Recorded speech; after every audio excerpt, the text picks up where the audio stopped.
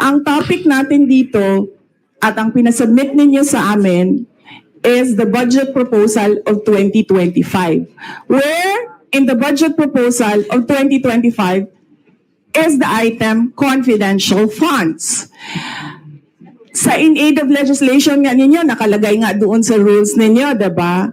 The discussion should be germane to the topic. The topic is a 2025 budget proposal. Now tell me, Madam Where Vice is the President, the Honorable Franz confidential Castro funds? has already provided a sufficient explanation for why she asked the question. So please proceed with your answer. Madam Chair, It's a very why simple are we discussing the budget of 2023 and 2024?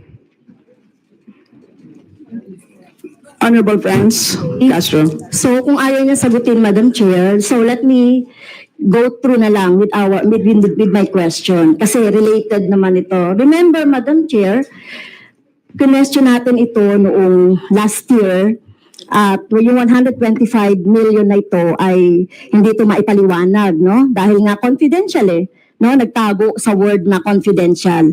At ngayon, kailangan nating maipaliwanag at it is in the interest of the people.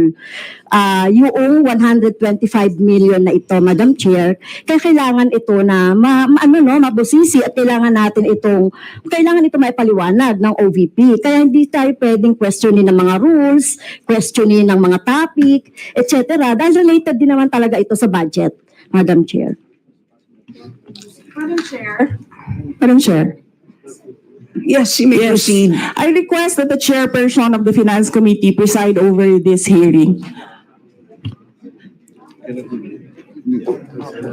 Madam Vice President, with due respect, you are not allowed to do that, Madam Vice President. You are not allowed to introduce any motion. You are a research person in this hearing, Madam President, I Vice did not President. move, ma'am. I requested the same as vein- your research person, I requested So that the your request is chairperson of the denied, committee. Madam Vice President. Just please answer the question. The issue on confidential funds falls squarely within our discussion of your 2025 budget. Narinig mo yung sinabi niya, ma'am? Narinig So mo yung please proceed. nakikinig ka sa kanya kanina? Absolutely. Walang rules dito. Please proceed and answer the question. It's a very simple question. Diba?